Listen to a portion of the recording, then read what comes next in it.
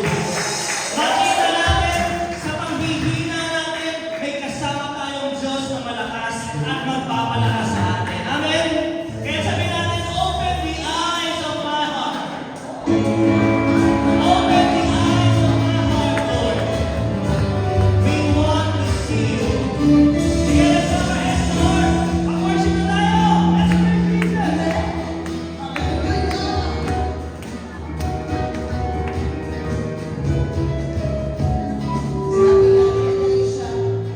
Open the eyes of my servant. Open the eyes of my heart. Open the eyes of my heart. I want to see you. I want to see you. Come on, open my eyes. Open the eyes of my heart, Lord. Open the eyes of my heart. I want to see you. I want to see you. To see you high. To see you high and lifted up. Shining in the light of your glory. Pour out your power and love. As we sing, holy, holy. To see you high and lifted up. Shining in the light of your glory. Pour out your power and love. As we sing, holy, holy, holy. Open the eyes of my heart, Lord. Open the eyes of my heart. I want to see you. I want to see you. Open the eyes of my heart. Open the eyes of my heart, Lord.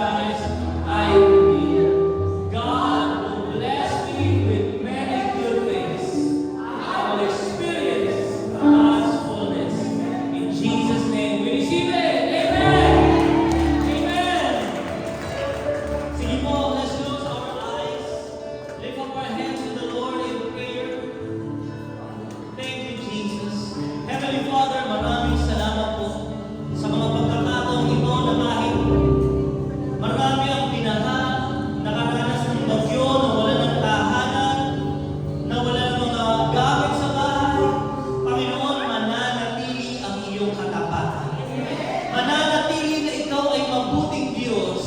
Kaya Lord, nagpapasalamat kami sa mga oras na ito na kami ay nakakalapit sa Diyos na buhay at kumikilos ka, Panginoon, sa aming ikabubuti. Salamat po, Panginoon, at ngayong oras na ito sa aming mga awitin. Kasabay ng aming pagsamba, binibigay na rin namin sa iyo lahat ng mga alalahanin namin. Lahat ng mga pagsubok, problema, lahat, O Diyos, ng mga nagbibigay sa amin ng pagkakataon, kalungkutan. Kung kami man ay nahihirapan, O Diyos, alam mo ang aming kalagayan. At ikaw ay Diyos na nagmamalasakit sa amin. Kaya Panginoon, sasambahin at pupurihin ka namin sapagkat ikaw ay mabuti at tapat sa iyong mga pangako. Lord, sa iyong presensya, naroon ang paglaya. Kaya Panginoon, nandito ang paglaya sa mga takot, lungkot, alalahanin, pagdududa, at pinapalitan mo ng kagalakan. Pinapalitan mo ng kapayapaan. Pinagpapaalam mo kami ng iyong presensya, O Diyos. Maraming salamat po, Panginoon. Muli, inaalay namin sa iyo ang hapong ito. Tanggapin mo po ang lahat ng pasasalamat. Pagpapalain mo ang iyong mga anak. Pagpapalain mo ang iyong mga anak na nananalig sa iyo. Lahat ng narito, O Diyos, hayaan mong maranasan ka namin. Ang iyong kapangyarihan, ang iyong presensya, O Diyos, ay magbago sa aming mga buhay. Kaya Lord, muli, maraming salamat. Lord, we receive all the blessing. In Jesus' mighty name, everybody say, Lord.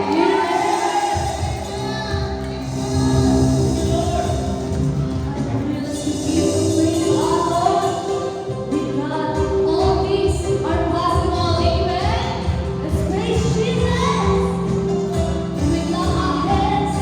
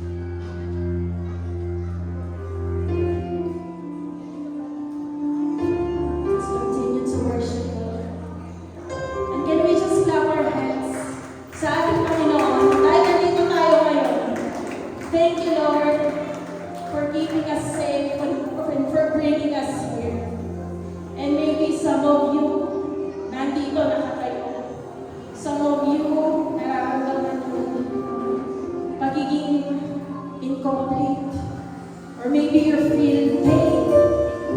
Maybe you are broken today. O kaya naman disappointed sa mga nangyayari sa mga bagay-bagay. And maybe some of you, there are things in your life that you don't know how to fix it. But God is reminding you today that He takes what is broken, He places it in His hands. 2 Corinthians 12:19, my grace is sufficient for you. My power is made perfect in your weakness. God restores, God heals, and He makes all things new. So kung nararamdaman mo, nangihina ka today sa mga nangyayari, surrender it to God because it can be an amazing testimony of your life. Kaya mga kapatid, if you know this song, sabayan niyo po ako. Let's surrender everything to our Lord Jesus Christ. Yes. Thank you, Lord.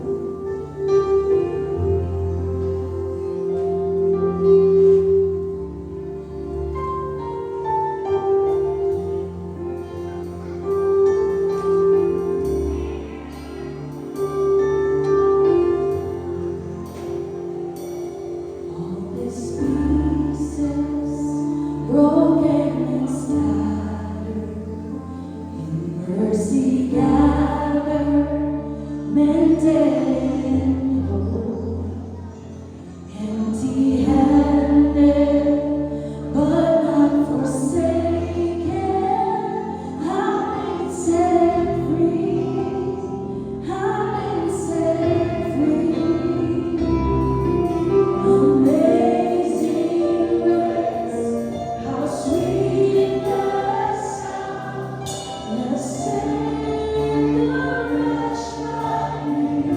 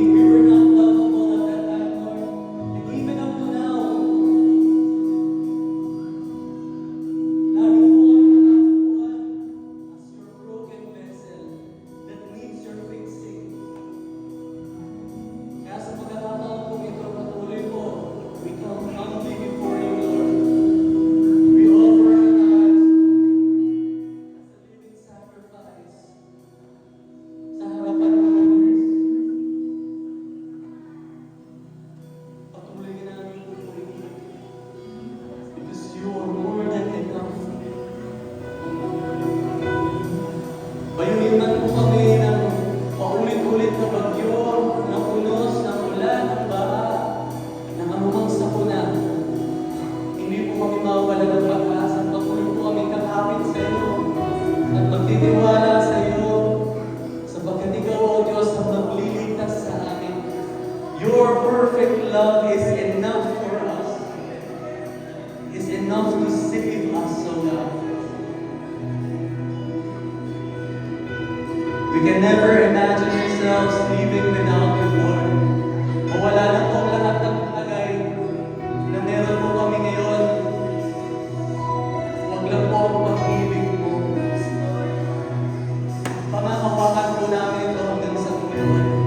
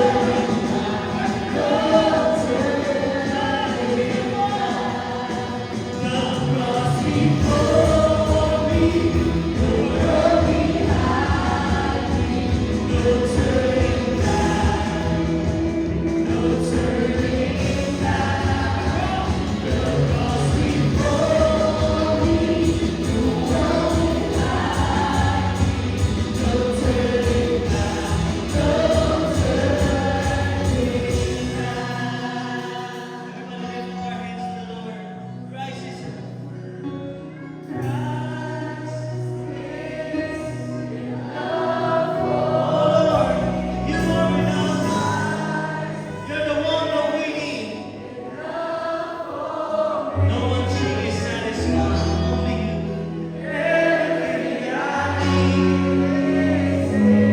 Oh, that's right. For the last time, say to the Lord.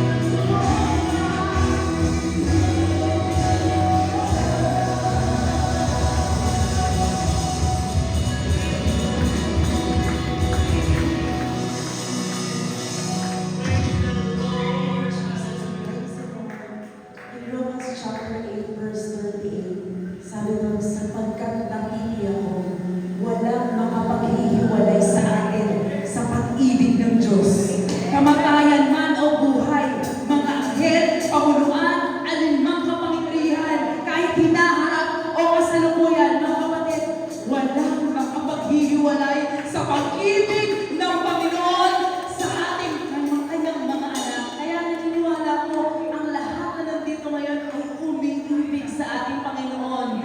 Kahit bagyo, kahit baha, itutuloy ang pagpuri at pagsamba sa ating Panginoon. Kaya patuloy natin ibahagi ang pag-ibig ni Kristo sa bawat isa. Come on, church, let's go around, let's greet one another. Kamusta ka, kapatid? Come on, come on!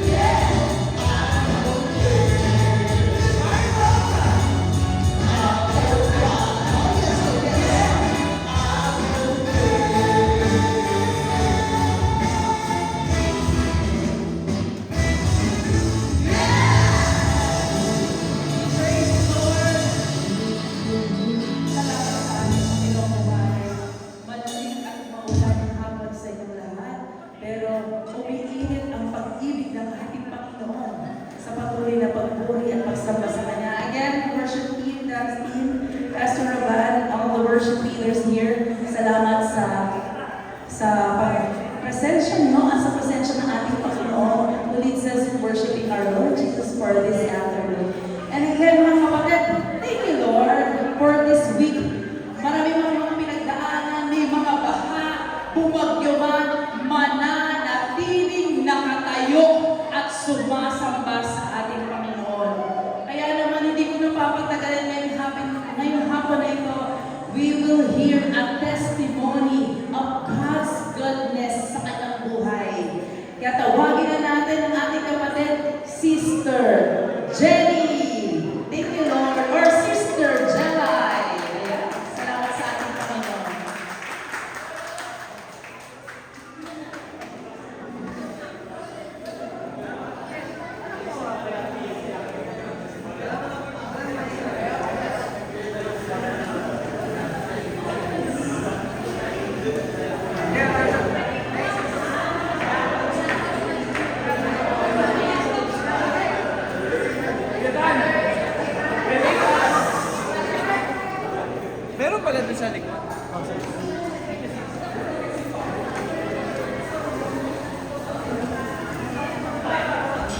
Wala.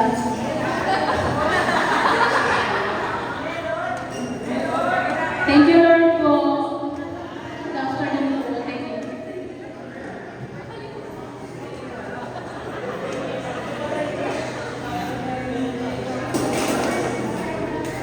Isang mapagpalang araw po sa ating lahat, mga kapatid. Isang pinagpalang araw po sa ating muting pastor at magandang may bahay na si Sister Isabel. Ako po si Sis Jenny, o kilala ko bilang Sis Jenny. Una sa lahat, nagpapasalamat po ako sa Panginoon dahil binigyan niya ako ng pagkakataon makakayo sa inyong harapan at magkatuloon ng kapulihan at katatapan niya sa buhay ko. Taong 2021, natagpuan ko ako nito sa pamamagitan ni Sis Nora. Nakita ko po ang post niya tungkol kay Lord. Minessage ko siya at ibinahagi niya sa akin ng gospel at pinag-pray ako. Doon nagsimula ang journey ko kay Lord. Palagi niya po akong hinatag sa OPM at ini-invite sa Sunday service. Pandemic this pa noon at gusto ko na rin talagang mag-church. Kaso, nasa Manila pa ako noon. Magulo ang sitwasyon ng buhay ko. Hindi ko agad nakagbigyan ng invitation niyang mag-church. Marami po akong past at hindi magandang karanasan. May kinakasama po ako dati. Madalas po kami nag-aaway. Pinipigilan niya rin po ako makinig at matuto patungkol kay Lord. Pinupuli din po ako ng mga kamag-anak niya, pinagtatawanan. Dahil gabi-gabi nila ako nakikita ko nanonood ng OPM. Nagtataas ng kamay, sumasamba, at sumasabat sa panalangin ni Pastor. Pero nagpatuloy pa rin po ako at doon ko napansin na habang lumalalim ang relasyon ko kay Lord. Lalo rin dumadami ang pagsubok. Nawalan po ako ng trabaho. Buntis po ako noon sa ika-4 kong anak. Binubugbog po ako ng partner ko. Gusto ko na rin po tapusin ang buhay ko dahil pagod na ako. Pero niligtas po ako ng Diyos sa tuwing nagtatangka ako. Pagkatapos kong mga anak, hindi pa rin nagbago ang sitwasyon namin. Kapos pa rin bilang isang ina, kailangan kong kumilos para sa mga anak ko. Kaya nag-apply po ako bilang domestic helper sa Brunei. Hindi po naging madali ang proseso.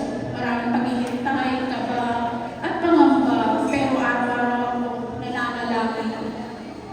Lord, bigyan mo ako ng lakas. Tulungan mo ako. After 8 months ng paghihintay, nakita ko po ang probation ni Lord. Noong September 2022, ibinigay ni Lord ang ticket ko papuntang Brunei. Hallelujah. Purihin ang Panginoon. Nung nasa Brunei na po ako, binigyan ako ni Lord ng mabuting ako. Kahit sila po ay India, Muslim. Bawal po sa kanila ang Bible. Patago po ako nagbabasa ng Bible at nag-journal. Patuloy pa rin po ako nakikinig ng salita ng Diyos sa pamamagitan ng OPM Sunday Service online. Hindi po ako pinabayaan ni Lord kahit nasa ibang bansa ako. Kasama ko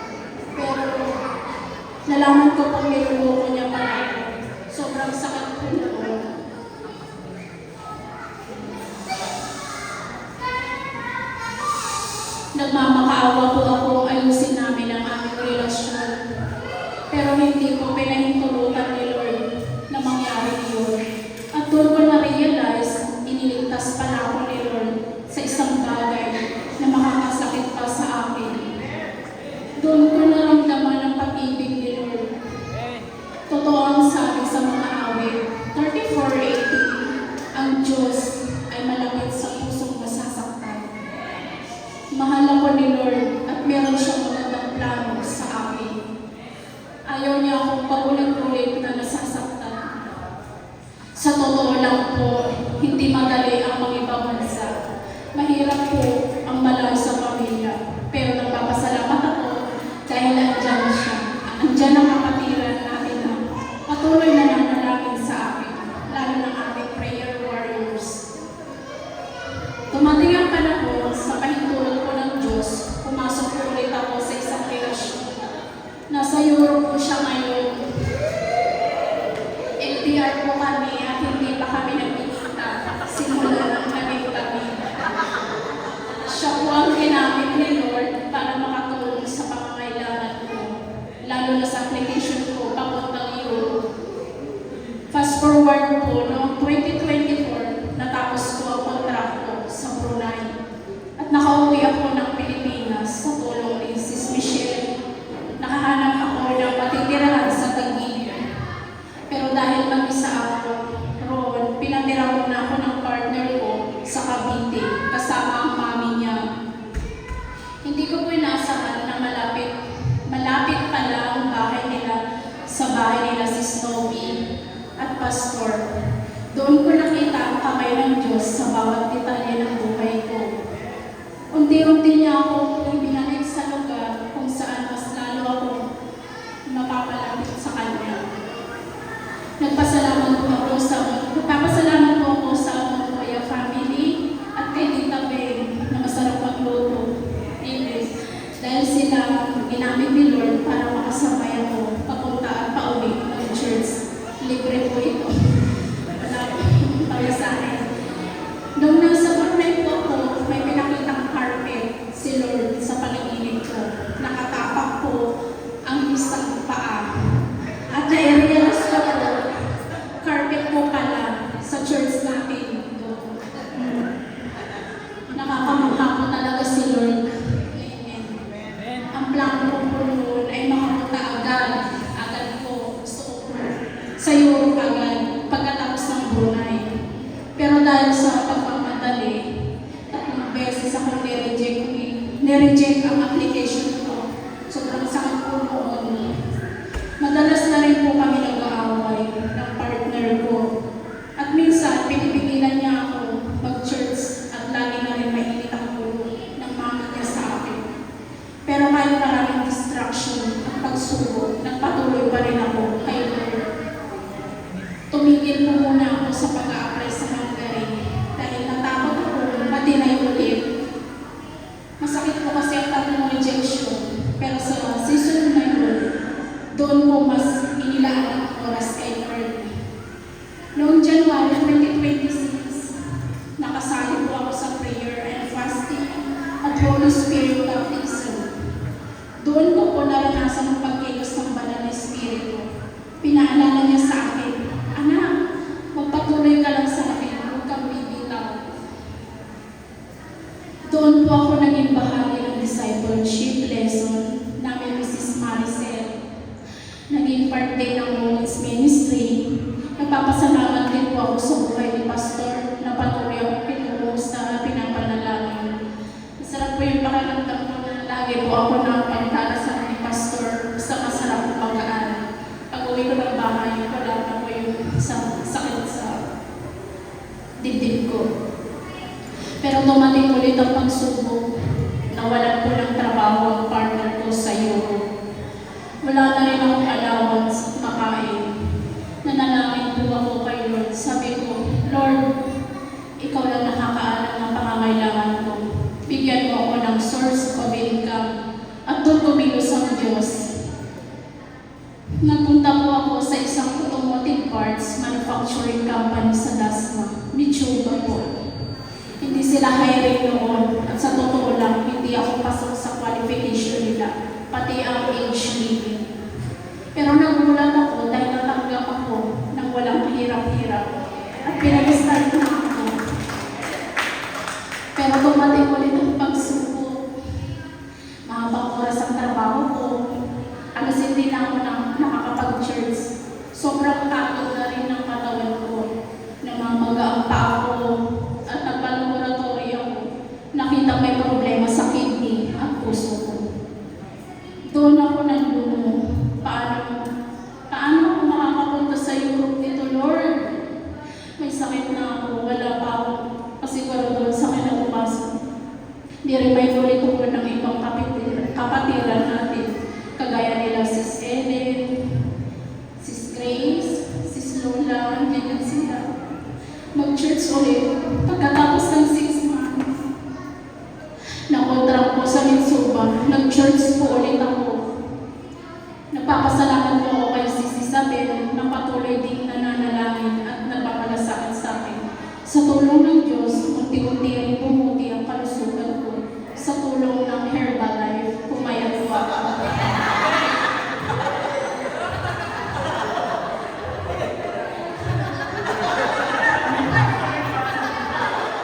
Natapos po ang lahat ng rejection, sakit at paghihintay. Muli ako nag-apply papuntang Hungary. Pero iba na ang gusto ko. Sabi ko, Lord, kung ito ang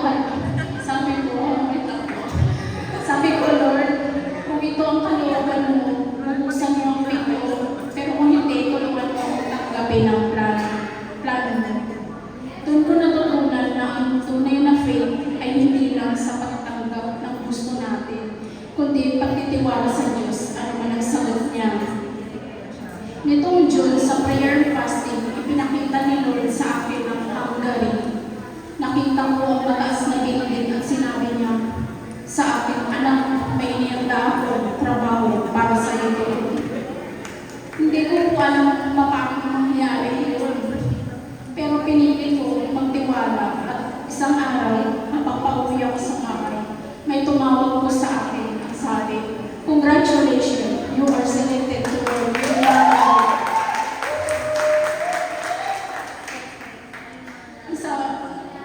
Hindi po ako agad naniwala. Nasa isip ko, baka scam lang ito. Dahil sa dami ng rejection na naranasan ko. Pero pinuntahan ko po ang office para makasiguro at tulog ko nakita na totoo napili po ang application ko. Purihin ang Panginoon.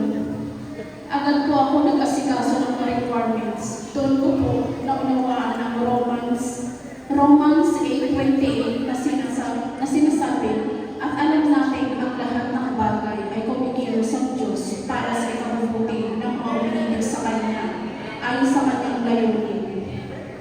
Ginamit pala ng Diyos ang bawat season para hubugin ang pananampalataya mo at ikalunda ako sa Kanyang plano.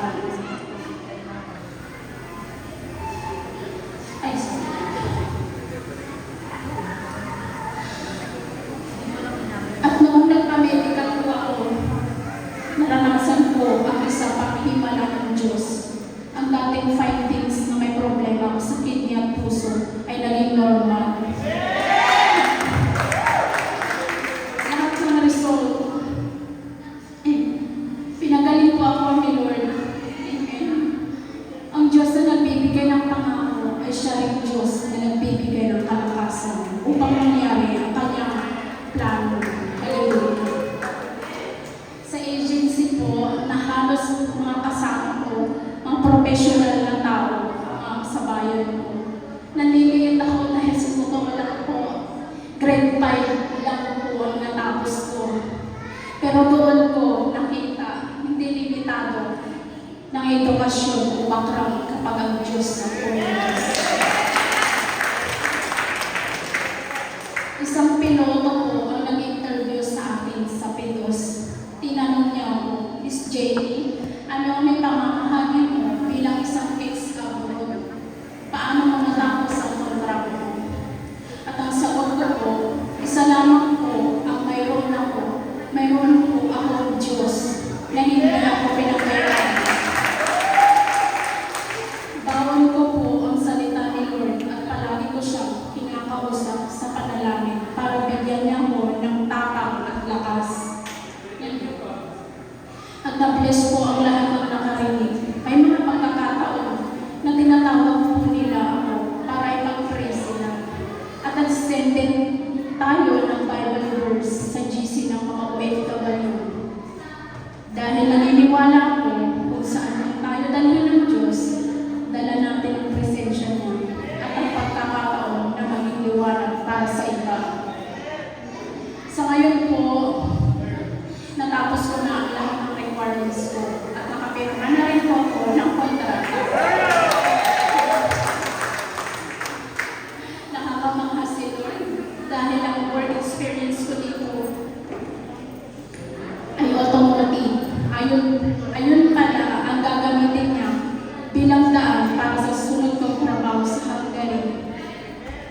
Mga kapatid, flight ko na rin po papuntang Hungary ngayong August 19. Hindi man naging madali ang journey ko. Maraming rejection at pagkakataong gusto ko ng sumuko. Pero hindi sumuko ang Diyos sa akin. Hindi pala sayang ang paghihintay at maksaradong pinto. Dahil minsan, nililigtas lang tayo ni Lord sa maling pinto para ihanda tayo sa tamang pinto. At sabi sa Pahayag 3:18, kapag ang Diyos ang nagbukas ng pinto, walang makakapagsara ninyo. Si Lord ay hindi lang Diyos ng breakthrough. Siya rin ang Diyos ng proseso, restoration at himalayan. Dahil malaking posible sa Kanya. Amen. God is good all the time. Maraming salamat po sa mga kapatid sa pakikinig at humingi po ko ng panalangin para sa aking safe life. Salamat po sa inyong mga panalangin, pagmamahal at sa buhay ng bawat isa. Tunay na ginagamit ng Diyos ang bawat isa upang maging pagpapala sa buhay ng iba. Ang lahat ng pagpupuri, karangalan at pagsamba ay binabalik ko lamang sa ating Panginoong Jesucristo. Amen.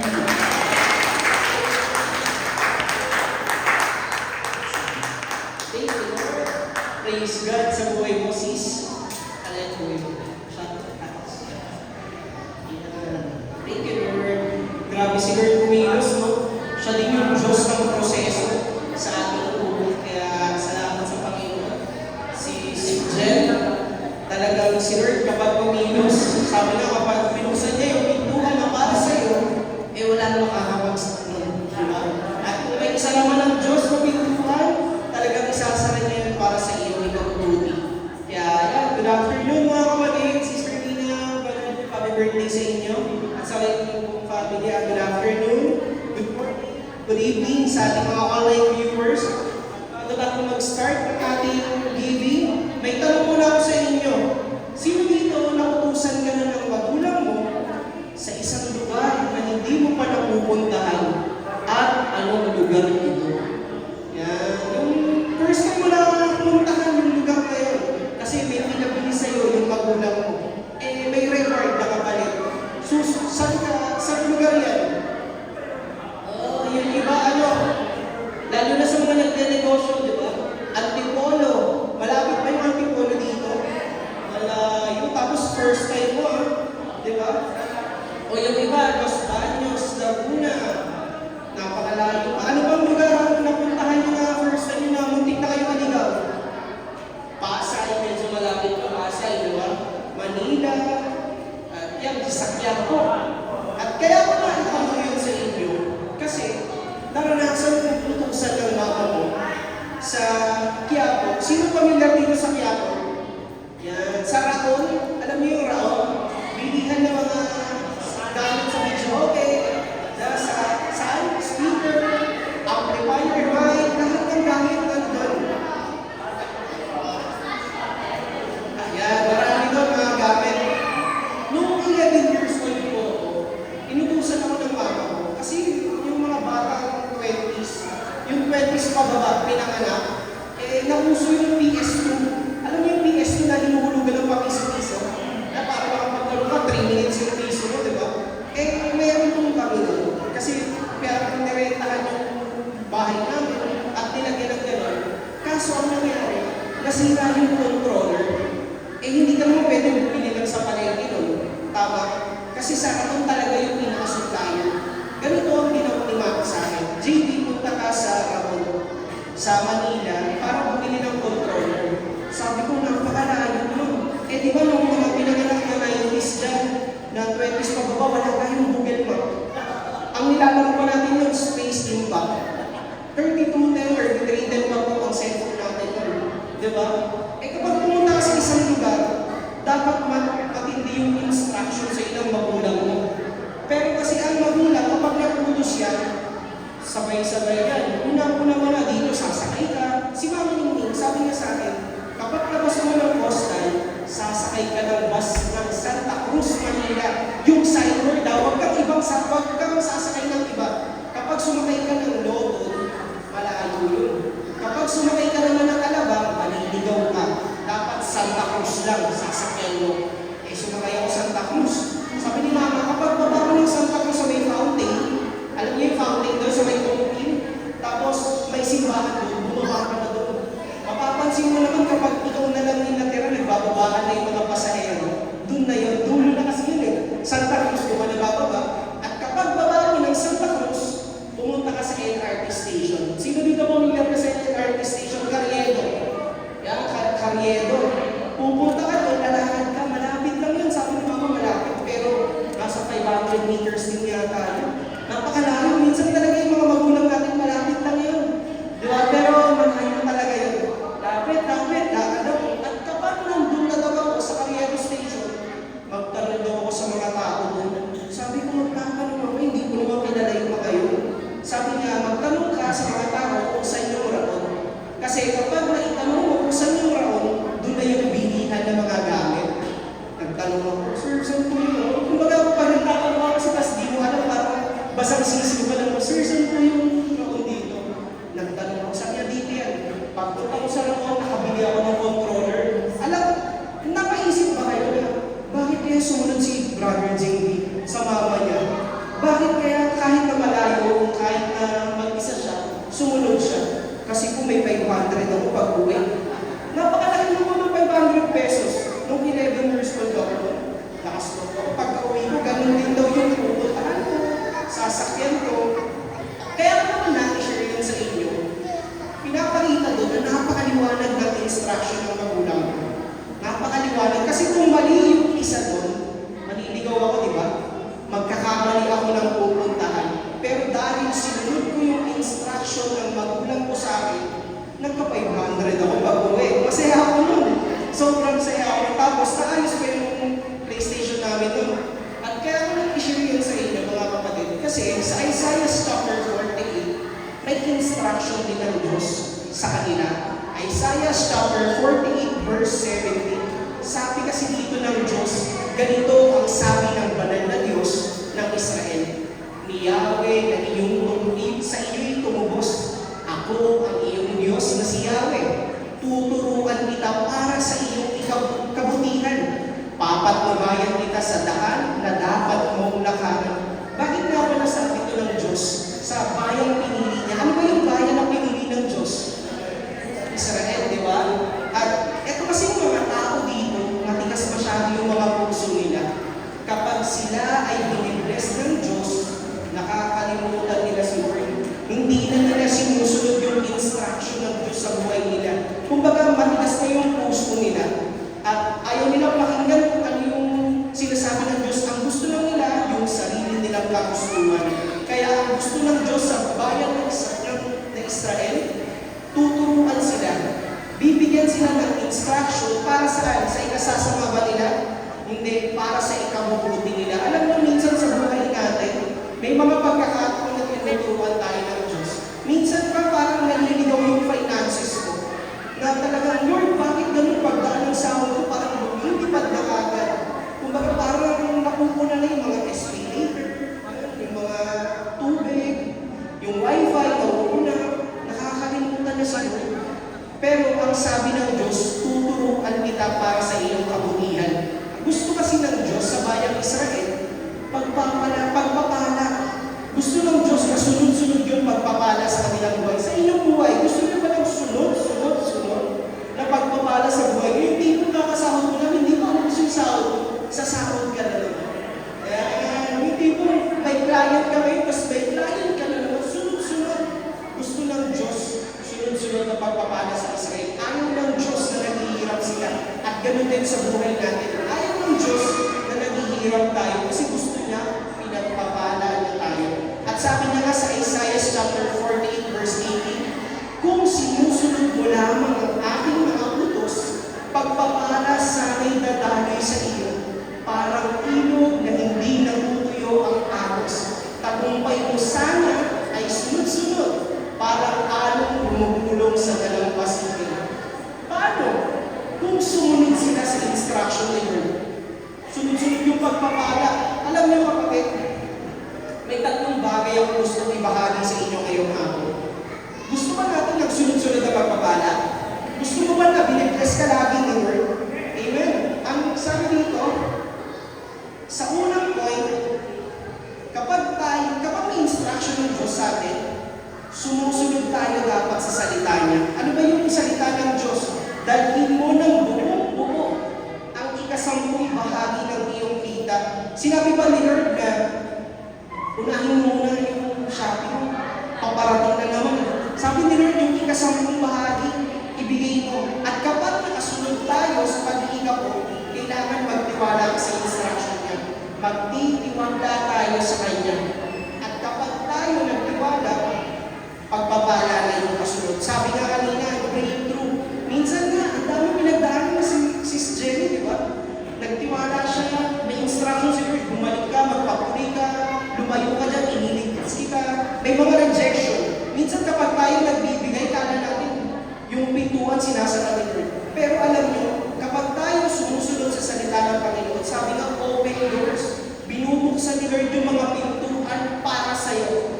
Amen? Gusto mo ba yung mga pintuan na binubuksan ni Lord, walang makakapagsara?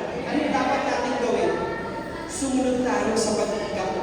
Gusto ng Diyos ng pagpapala na hindi lang ngayon dahil nagbigay ka. Kung last week hindi ka nakapagbigay ng ika ko, kalimutan mo na yun. Iba na yung ngayon. Pinatawad ka na ng Diyos sa hindi mo pagsunod last week. Ang gusto niya, sumunod ka ngayon. Kaya mga kapatid, itaas na natin ang ating mga ika ko. Ang instruction ni Lord, unahin natin siya sa ating buhay, lalo na sa ating finances. Kaya Lord, maraming salamat po sa mga salita mo na patuloy na pinagkakalit mo. Salamat Lord dahil hindi kami makapagbibigay kung hindi mo kami unang binigyan. Salamat Lord dahil ngayong buwan, may mga pintuan kang bubuksan sa akin. Napakalinaw ng instruction Lord kapag kami sumunod sa pag-iika po